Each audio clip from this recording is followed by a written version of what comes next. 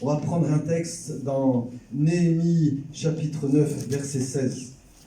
Néhémie chapitre 9, verset 16. Amen. Amen. La parole de Dieu, elle est puissante et efficace. Néhémie 9. Si quelqu'un veut une Bible, j'ai des Bibles à donner ce matin. Si quelqu'un n'a pas de Bible, levez la main. Et puis, partagez alors. Okay. Tout le monde a ce qu'il faut.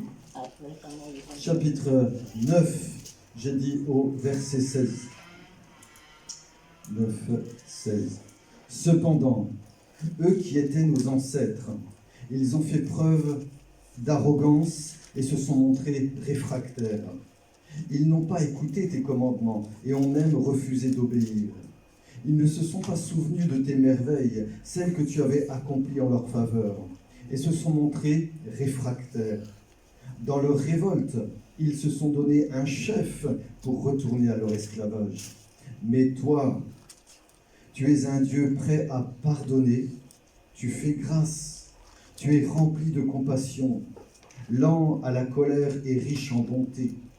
Et tu ne les as pas abandonnés.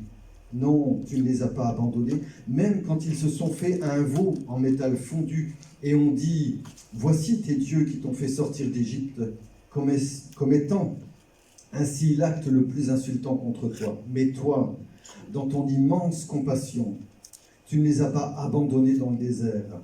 La colonne de nuée n'a pas cessé de les guider sur le bon chemin pendant le jour, ni la colonne de feu d'éclairer pour eux pendant la nuit le chemin qu'ils devaient suivre. Tu leur as donné ton bon esprit pour les rendre sages, tu ne les as pas privés de ta manne, et tu as continué à leur fournir de l'eau pour étancher leur soif. Pendant 40 ans, tu as pourvu à leurs besoins dans le désert sans qu'ils manquent de rien. Amen. C'est la parole de Dieu. Ce matin, j'aimerais vous parler de la bonté de Dieu. On l'a lu dans ce passage, mais toi, tu es un Dieu prêt à pardonner. Tu fais grâce, tu es rempli de compassion, lent à la colère et riche en bonté. Tu ne les as pas abandonnés. Non, tu ne les as pas abandonnés. J'aimerais vous dire, ce matin, si on est là, c'est parce qu'on connaît ce Dieu plein de bonté. Qui c'est qui connaît ce Dieu plein de bonté? Qui c'est qui a connu la manifestation de la bonté de Dieu dans sa vie? Moi. Amen. On est là parce que Dieu a fait de belles choses dans notre vie.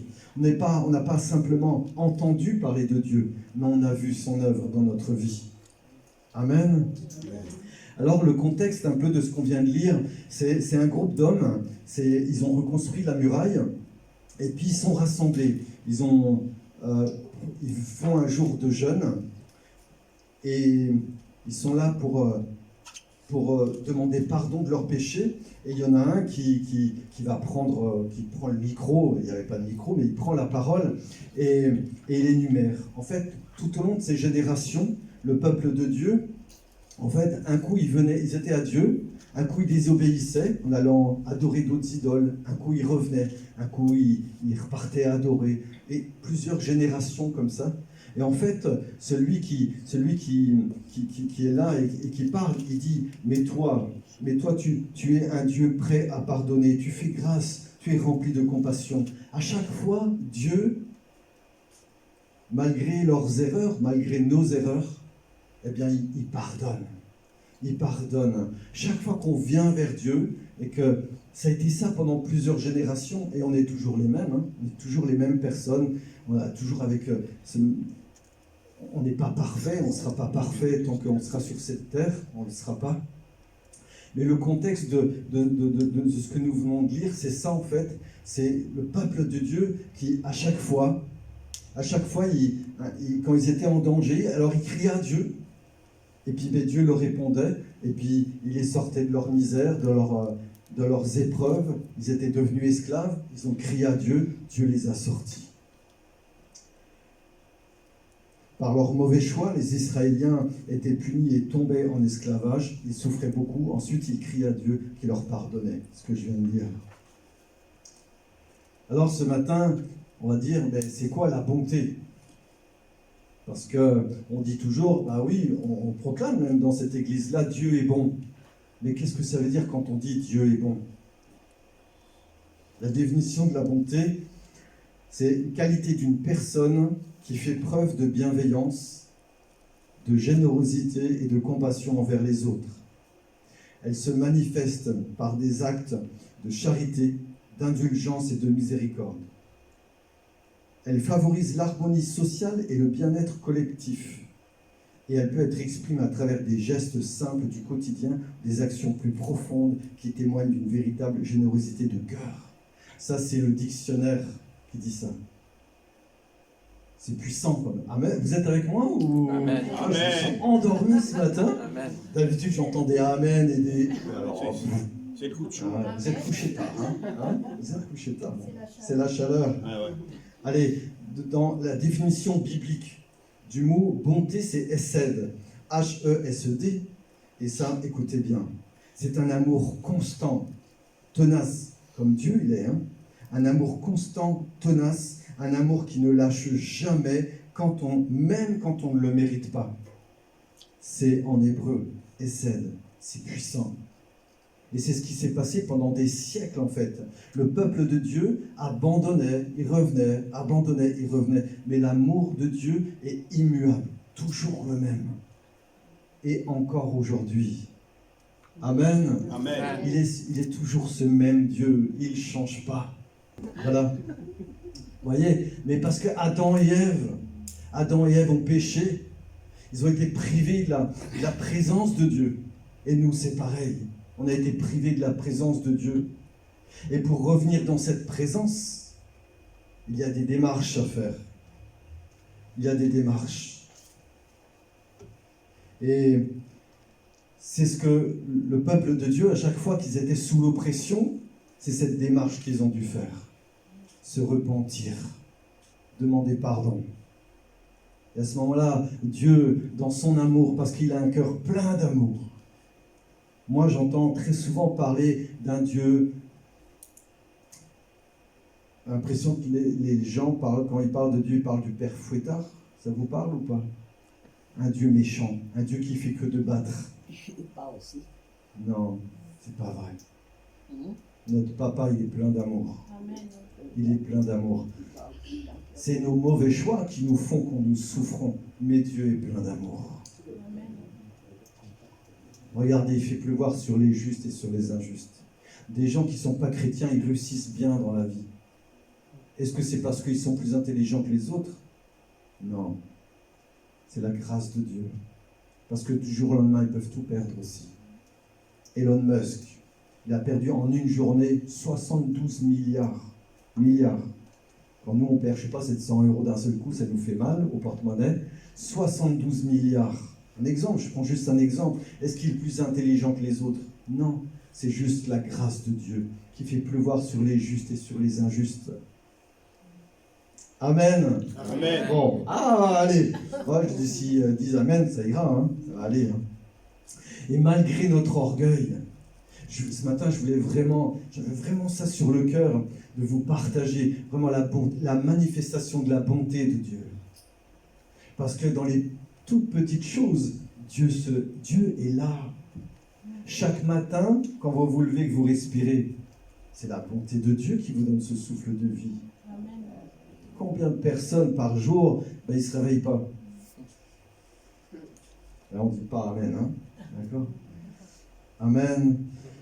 Voilà. Donc, on a vu Genèse 3, quand cette relation entre Dieu et l'homme est brisée. Je disais que malgré notre orgueil, notre entêtement, Dieu est toujours prêt à nous pardonner et à envoyer son esprit pour nous restaurer, pour nous instruire.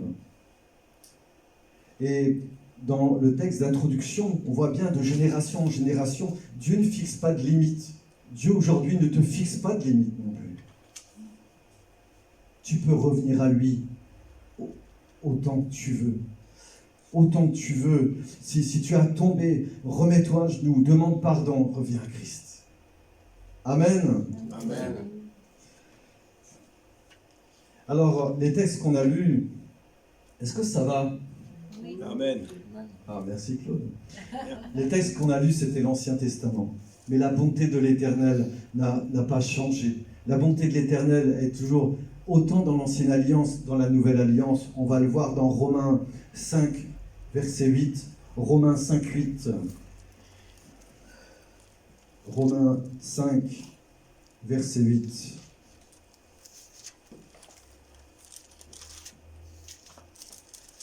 Tout le monde là? Romains 5, 8. Mais voici comment Dieu prouve son amour envers nous. Alors que nous étions encore des pécheurs, Christ est mort pour nous. Je répète, mais voici comment Dieu prouve son amour envers nous. Alors que nous étions encore des pécheurs, Christ est mort pour nous. La bonté de Dieu, la manifestation de la bonté de Dieu, il a envoyé son Fils Jésus-Christ. Est-ce qu'on peut dire Amen? Amen. Parce que c'est pour ça qu'on est là aujourd'hui. Parce qu'il a envoyé son Fils Jésus pour qu'on soit sauvés, pour qu'on soit sortis de notre misère. Amen. Dieu a envoyé son Fils pour offrir sa vie. Parce que Adam avait rompu cette relation avec Dieu. Et il fallait un sacrifice. Pendant des générations et des générations, le sacrifice était un bouc. Mais ça ne suffisait pas pour effacer le péché. Il fallait vraiment le sang pur, sans tache, sans défaut. C'était Christ. Dans Colossiens 2,14, il est écrit « Il a effacé l'acte dont les ordonnances nous condamnaient et qui subsistait contre nous. Et il l'a détruit en le clouant à la croix. » Amen. Amen. Christ est venu, pas simplement pour qu'aujourd'hui on dit notre calendrier 300 ans avant Jésus-Christ. Non, Christ il est venu pour te sauver, pour me sauver. Amen. La crucifixion de Jésus, ce n'est pas un événement historique. C'est le message, ça, chrétien, ça c'est pour nous, c'est le message central de l'évangile. Quand tu rencontres quelqu'un, parle-lui de la bonté de l'Éternel. Dieu. Ah, c'est vrai, hein? Je vais parler de l'amour de Dieu. Je vais parler de ce que Christ a fait à la croix de Golgotha pour elle. Puis, au bout d'un moment, je lui dis, est-ce que tu veux qu'on fasse une prière? Il faut que tu te réconcilies avec Dieu. Parce que je lui parle du ciel et de l'enfer. Parce que s'il y a un Dieu, il y a aussi un diable. Et s'il y a un ciel, il y a un enfer aussi. Et ce matin, en fait, mon message, c'est fais le choix où tu veux aller. Le chemin de la vie, le chemin de la mort. Et elle était sur ce chemin de la mort. Et bon, non, je lui parle de l'amour de Dieu. Je lui dis maintenant, est-ce que tu veux te réconcilier avec Dieu? Elle me dit oui. Alors on fait cette prière de réconciliation. Je dis, répète après moi, elle répète après moi, Seigneur mon Dieu, je te remets ma vie, je te demande pardon pour ma vie passée. Voilà. Et puis, à la fin, je dis, tu sais, la Bible dit aussi que maintenant je peux prier pour toi. Parce que Dieu, aujourd'hui encore, il guérit les malades. Elle dit, de toute façon, j'ai rien à perdre. Vous voyez, cette femme, elle est là aujourd'hui. Elle a donné son cœur à Jésus. Elle est en train de grandir avec Jésus. Parce que ça, c'est la bonté de Dieu. C'est la manifestation de la bonté de Dieu. Parce qu'il est vivant. Il l'a accompli à la croix, c'est pas pour rien. Parce qu'il le dit à celui qui se confie en Dieu, Dieu va le restaurer, Dieu va le sauver. Amen. Alors, on reçoit une nouvelle identité. Mon épouse aussi, qui, au bout d'un moment, le lendemain, quand elle est venue 2 jours plus tard, 2-3 jours plus tard, elle est venue me voir. Mais la vie n'était plus la même, parce que j'avais redonné ma vie était entre les mains de Dieu. Elle est venue, la première chose qu'elle a dit, qu'est-ce qui se passe chez toi? Il y a un truc. Et là, je lui raconte ce que je vous ai raconté. Elle a dit, oh là, d'accord, ok. Bon, tu me fous la paix avec ton Jésus, ok. Je lui ai dit, écoute, si tu veux, tu sais, la porte, elle est ouverte. On se lâche comme ça, on se quitte comme ça, on reste bons amis, mais moi, ma vie, ça sera Christ maintenant. Elle a dit, non, je reste. Et un jour, elle se disait athée. Un jour, alors que je suis parti à Mulhouse, en déplacement là-bas pour une semaine de jeûne et prière. Et à la télé, elle me cherchait. Où est-ce qu'il est? Où est-ce qu'il est? Et là, il y avait un prédicateur qui a parlé de Jésus. À la fin, qu'est-ce qu'elle a fait? Elle s'est mise à genoux devant la télé et elle a fait la paix avec Dieu. Elle a fait cette prière de réconciliation. Et quand je suis rentré de Mulhouse, J'ouvre la porte, elle me dit, je suis chrétienne comme toi maintenant. Quoi? Elle me dit, oui, je te cherchais à la télé, et j'ai entendu tout le message de Mamadou Karambéry. À la fin, je me suis mis à genoux, j'ai accepté Jésus dans mon cœur. Amen. Est-ce qu'on peut applaudir Dieu? Amen. Amen. Parce que ça, c'est l'œuvre de Dieu. Moi, je vous parle d'un Dieu vivant. Je ne te parle pas de Marie. Je ne te parle pas d'un saint. Moi, je te parle de celui qui change la vie. C'est Jésus-Christ. Amen. Je te parle de celui, aujourd'hui, tu peux lui donner ta vie. Tu peux lui dire, Seigneur Jésus, je te donne ma vie. Parce qu'il y a des gens qui se disent religieux, parce qu'ils sont allés une fois dans une église, ou parce qu'ils ont la Bible dans un tiroir, qu'ils n'ont pas sorti depuis des années, ou simplement ils disent, mais moi je crois en Dieu. Ah bon? Tu crois en Dieu? Oui. Mais c'est juste, ils savent qu'il y a un être divin, mais ils n'ont aucune relation avec. Moi je te parle de ça, de rétablir cette relation avec Dieu ce matin. Parce que aujourd'hui on entend beaucoup parler de guerre et de bruit de guerre. C'est pas la fin encore. Non. Mais la fin viendra. Mon frère, ma soeur, vous avez introduit mon message tout à l'heure, tu ne le sais pas, mais vous avez introduit ça en fait. Mais Christ revient bientôt. Est-ce que tu es sauvé? Est-ce que tu as cette certitude dans ton cœur que si Christ maintenant, si c'est la fin du monde, ou si tu pars aujourd'hui, un arrêt cardiaque ou autre, est-ce que tu es sauvé? Moi, des fois, ma femme, elle n'aime pas quand je parle comme ça. Je dis, moi, je suis pressé de partir. Enfin, quand les gens sont méchants avec moi, un peu, j'en ai marre de cette société, je suis pressé de partir. Je dis, bah, reste un peu avec moi encore. Hein. D'accord? C'est vrai, t'es pas tout seul. Hein? Ouais, mais je sais que là-haut, je la reverrai aussi, mais voilà. Voilà, mais c'est le temps de Dieu de toute manière. Okay? Mais je suis heureux de vivre. Hein. Moi, je vous assure, je suis heureux de vivre. Hein. Mais je suis pressé de partir. Amen. Et nous recevons une nouvelle identité. Vous voyez, je vous donnais mon témoignage. Brigitte, Sandrine, mais on pourrait tous le dire en fait. Christ a changé notre vie. Amen. Amen. Et si Christ n'a pas changé ta vie, crie à lui, hein, et il va la changer. Amen. En tout cas, il va inscrire ton nom dans son livre de vie. Dans Galates 2:20, il est écrit, ce n'est plus moi qui vis, c'est Christ qui vit en moi. On répète, ce n'est plus moi qui vis, c'est Christ qui vit en moi. Parce que ce que vous voyez, c'est Bruno. Vous voyez Stone, vous voyez Brigitte, vous voyez Priska. Mais en nous, il y a Jésus maintenant. En nous, il y a Christ. Et quand on va quitter cette terre, c'est ça en fait qui va partir, cette enveloppe là, avec ses grandes oreilles. Elle va rester dans son cercueil. Mais le Christ en moi, son esprit, il va me faire monter là-haut. Et je vais passer l'éternité avec lui. Amen. Est-ce que toi aussi, tu veux passer l'éternité avec lui? Amen. Ah bon? Amen. Amen. Ah, gloire à Dieu.